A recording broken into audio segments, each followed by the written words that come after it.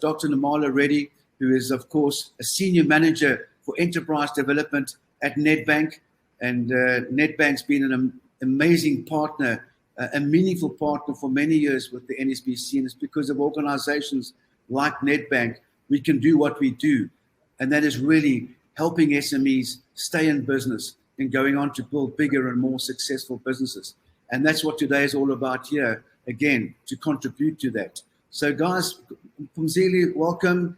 Shirley, good morning. Where are you guys from? Let us know. It's always good to see. You know, what's amazing about this, Nirmala, over the past 2 years, the different dynamic of live physical events to virtual events is that, you know, I've been doing events for many years. I'm passionate about physical events, but, you know, I never realized that a virtual conference or a virtual discussion like this can almost match up to a physical event. But here you get the opportunity of meeting people, not only all over South Africa and Africa, but some parts of the world. You know, we've had guests on our webinars from Singapore, from Sydney, and that's been quite interesting. Good morning, Peter from Middelburg.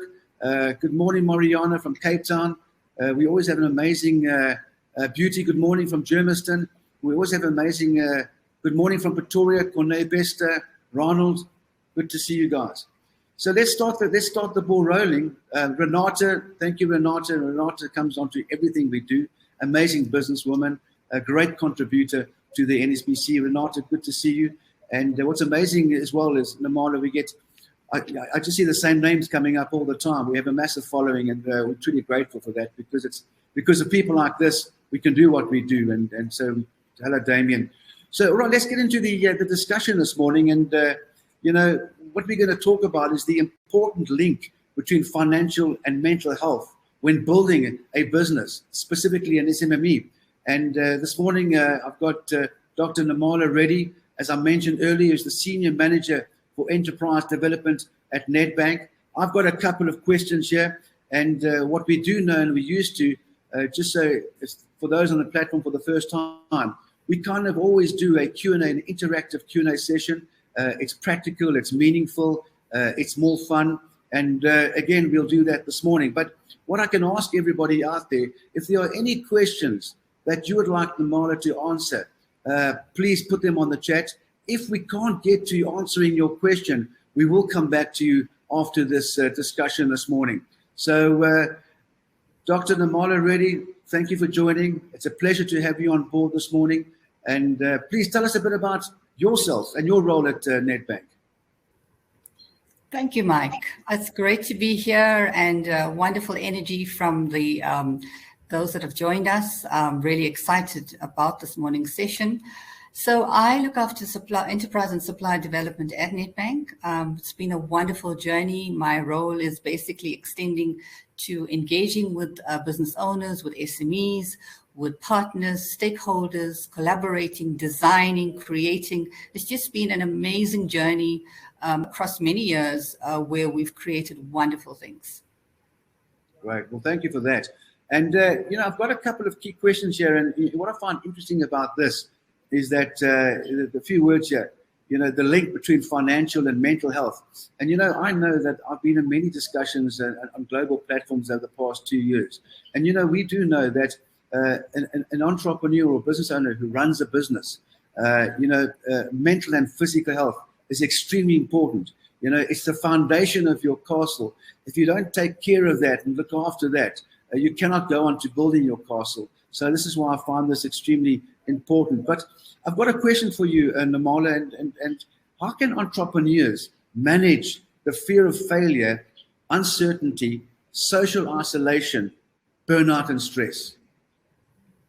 So I think, Mike, maybe just to say that very few business owners actually sit down and conceptualize what the link is between financial and mental health when we're building an SME. And yet it's such a critical turning point for both the business and the business owner. The relationship between this financial and mental health can be a vicious cycle, because if there isn't a sound financial platform, then it can cause stress, worry, strain, which impacts the business in turn. And so this vicious cycle continues, and this hamster wheel keeps going. Now, there isn't, from my opinion, a silver bullet approach to managing this, but rather more a multifaceted approach that, and for me, that extends to a balance across personal care, keeping the passion alive, and also making sure that there's continuous growth for both the business and the business owner. And I think it's important for us to understand that before we become business owners, we are actually men and women with thoughts and feelings and perceptions and experiences that create beliefs which actually shape our lives and the path that our lives take. So what we actually feed ourselves on a daily basis on the inside, what turns into impacting our mind, body, spirit on a daily basis, is actually what creates our reality on the outside. And we find that most often the fear of failure is the culprit for worry and anxiety and stress and burnout. I mean, my surveys show that 1 in 5 people suffer with anxiety and stress-related illnesses. And there's many reasons as to why this is the case.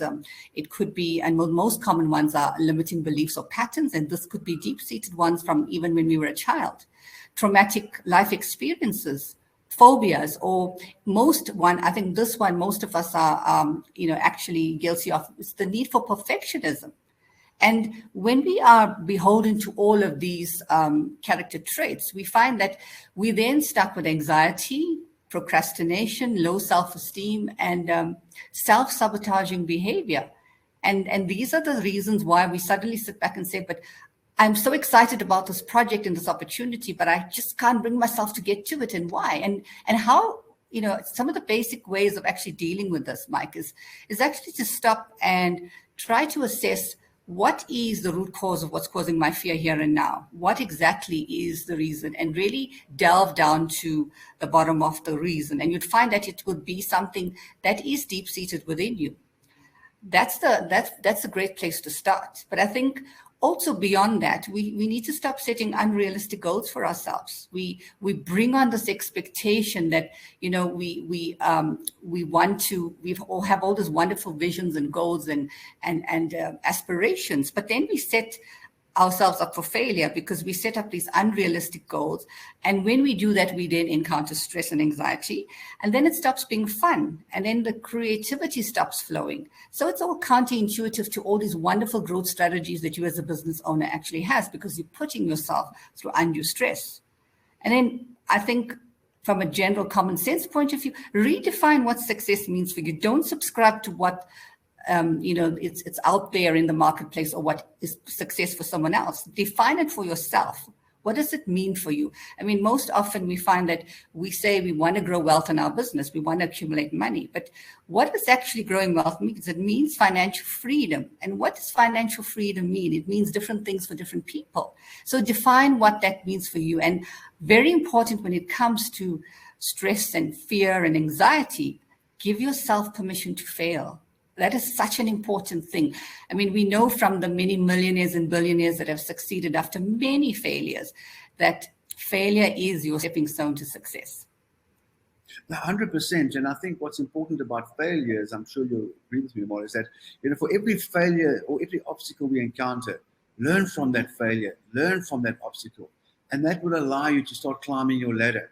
And I think that if you don't learn from it, that the disappointment of failure won't bring the great result out that you need to. But you cannot succeed if you don't fail en route. But it's how we manage that failure and what we do about that and create learning experiences around that. So that's a great insight. Thank you for that. Another question I have for you, Nirmala, what is imposter syndrome and how can entrepreneurs deal with that? Great question, especially in this current era where we've been on a high, for those that were on a high just before COVID, and then coming through the pandemic and everyone's trying to rejuvenate and reinvigorate. So imposter syndrome really refers to when one doubts one's abilities and you feel like a fraud and you question, did I really do this? Do I have what it takes to keep going? And Mike, we usually find the high achieving people are very guilty of this, and they actually find it difficult to accept their accomplishments. So the problem with imposter syndrome is that it can severely prevent one from reaching out when there's a great opportunity on the table or when there's creative genius flowing. You actually end up in self-sabotage. Imposter syndrome most often stems from self-doubt, self-judgment, being overly critical of oneself, And so the most important thing here is, how do we create healthy self-esteem so that you can build your confidence levels and you can create faith in your belief and belief in yourself and the belief in the choices that you make. And I mean, honestly, Mike, healthy self-esteem and self-confidence is not always intrinsically present within us. I mean, we are defined by our experiences in life from the time we were little children still. But fortunately, it is something that we can definitely build on and grow within us. So just as you plan and project for your business, you have to invest in your personal growth and self-care. For me, this is so critically important. I mean, at Nedbank, in all of our programs that we implement, self-care, personal mastery is a critical component of this. So the important building blocks for success across all aspects of one's life is dependent on these questions, actually. So even before we get into the business, it's with regards to your relationships, your the way you engage with people in your life and in your business. These questions: how do you view yourself? What is your self-image and what is special about you? And when you get to a point of self-acceptance around this is where your creative genius flows from. Because once you start to believe in who you are, because we are all different, we all have different strengths and weaknesses, then you're fully in the flow, and then your true gifts and your inner genius starts to unlock. So getting to know who you are, the good, the bad, and the ugly, and accepting yourself unconditionally is so important. That is actually something that we really and truly need to work on as a rule, even beyond our business, but as fundamentally as, being content and success with your own in life. Yeah, so sorry, Mike, carry on. No, please go ahead.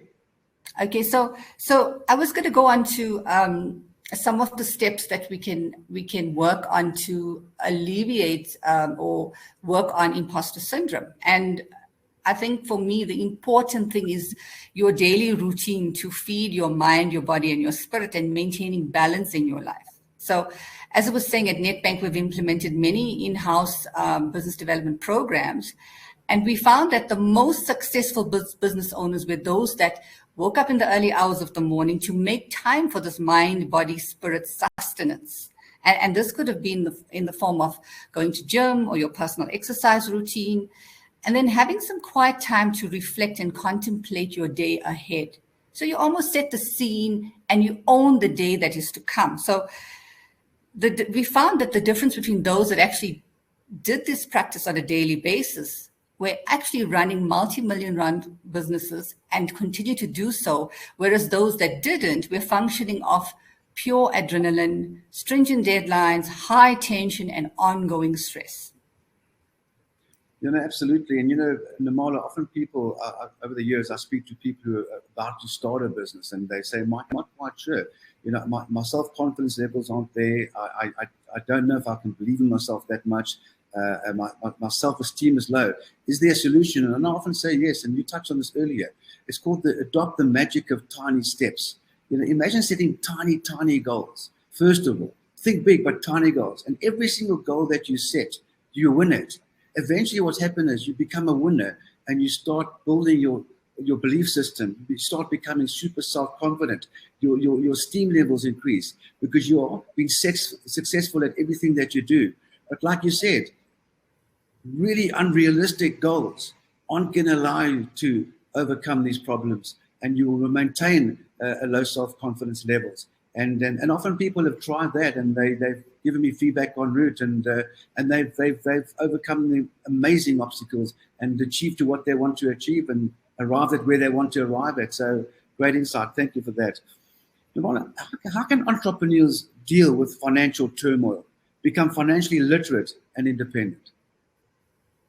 Yes, that's a great question, Mike. Interestingly enough, there's so much resource out there for business and business strategy and business growth, but not as much for the business owner. And let's face it, to the extent that the business owner is able to jump out of bed every morning, be so excited and raring to go, is the way the trajectory is going to go for the business as well. So when there's financial turmoil, there's a huge amount of stress, anxiety, and trauma. And basically, that in turn, as we know, has impact And it's that vicious cycle that we spoke about earlier. So if the business owner, when he or she is going through a particular kind of stress around a particular experience, it is so important to make time to sit down and analyze and reflect on what went wrong. That is your starting point. Reflect on what went wrong and get down to the bottom of trying to understand what was the turning point.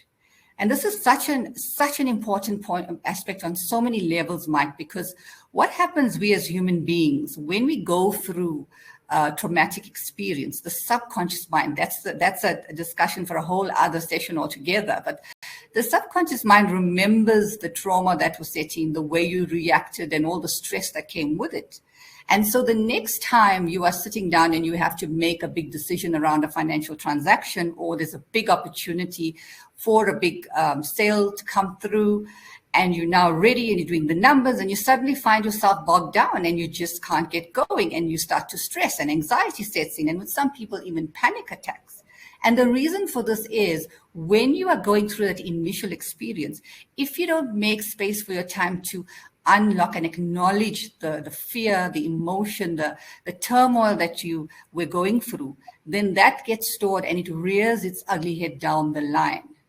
And why does it do this? It's because that memory then starts to set in and becomes a pattern, a limiting belief, which then manifests into procrastination, which we all know how that is, and then being stuck. And we then start to question, but I know the stuff. Why am I not moving? Why am I stuck?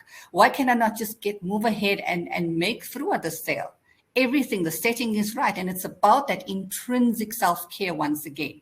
So I think once again, coming back to the business owner, when you are able to reflect and deal with it as it's happening, and really unpack within the business, whilst you're unlocking the root cause of what went wrong, you immediately fixing yourself and accepting that you've given yourself permission to fail, but you're also fixing within your business value chain where the weak area was, what was the gray area or the red flag, and you're able to proactively deal it. So when you go forward, now there's a fantastic opportunity sitting on the table. You actually know that in your previous area of trauma, you've actually dealt it.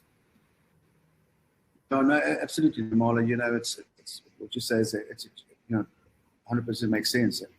Now, Nirmala, what can entrepreneurs proactively do to improve their well-being and resilience?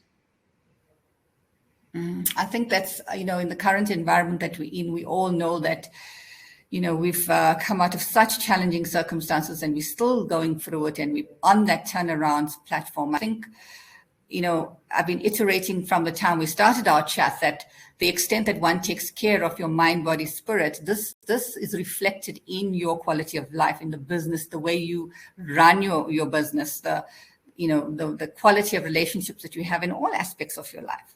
And so that me time, I think, is very important. Setting in that daily routine, basically giving yourself time to continuously grow, that is critically important. I want to spend a little bit of time talking about the fears, because we're asking the question here is, how do we improve well-being and resilience? And resilience is an important thing. And let's delve into fears for a moment on a little bit of a deeper level. It's so important to find out what the source of your fear is. And that means that you can sit down and bring your business 101 and all your strategic skills to work for you. Work out what the worst case scenario is in terms of what sits beneath your fears, and put plans in place to dispel these fears. If it's sales plans going wrong, then what mitigants can you put in place to make sure that doesn't become a reality? So my point is, use your fears to pivot out of the space of fear into a space of growth. Use the fear as a basis to put in action steps to pivot you into a proper growth strategy. So in addition to that, Mike, I also want to talk about diversification and partnering and collaboration. I think we all, as human beings, we have strengths and weaknesses, and we can actually leverage off partnerships and collaboration with other stakeholders and role players. We can balance our weaknesses with these strengths. I think we often forget, and I think we were chatting earlier on around, just this fear that some have had with technology and how being in the space has given us that opportunity to create a balance with integrating it into our lives. Look at things that at one stage is outside of your comfort zone because you are fearful and you feel that you are not good enough in that space, and see how you can adapt it to suit you and fit you and your business and make it work for you. Okay, no, 100%. And I know, Simply Biz over the years, it's an amazing platform. But, Nirmala, how can Simply Biz help? So I think Simply Biz is a wonderful place, for our viewers and listeners to go on to. It's a free resource for business owners. It's by business owners for business owners.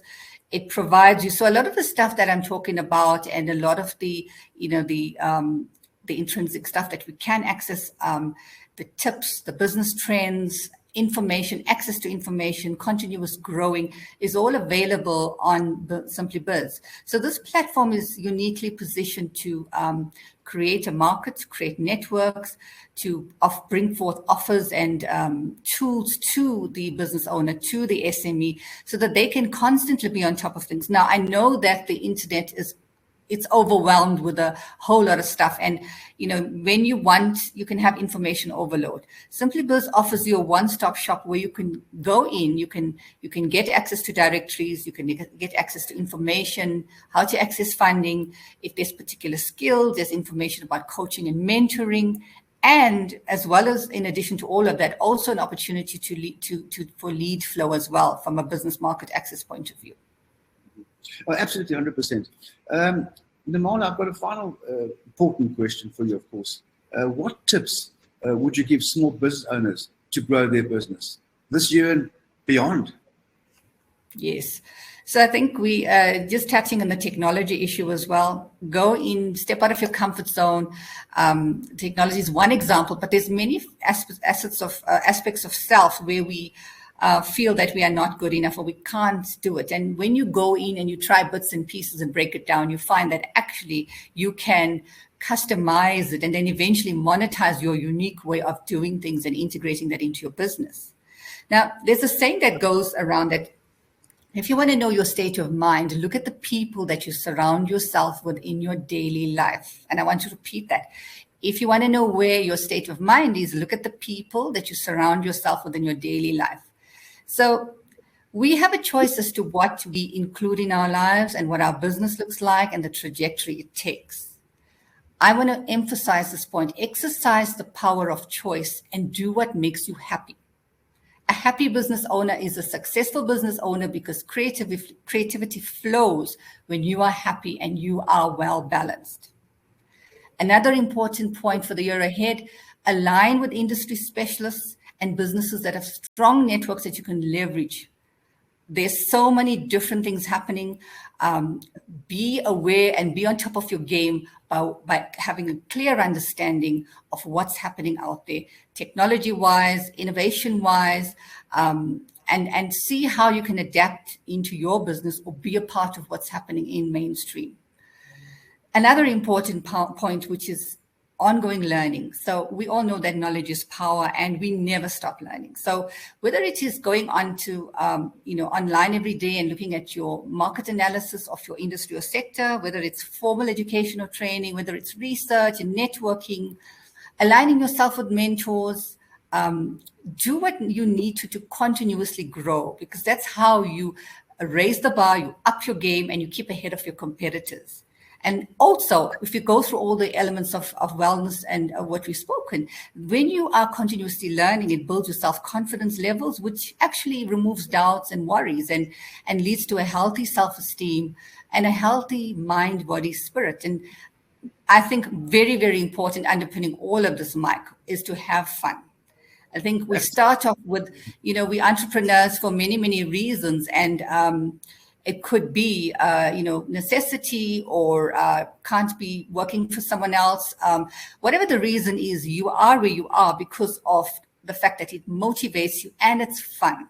And when you're having fun, there's another saying that goes that when you are stuck and you don't know, you're really in a state of not showing which way to turn, then go out and play.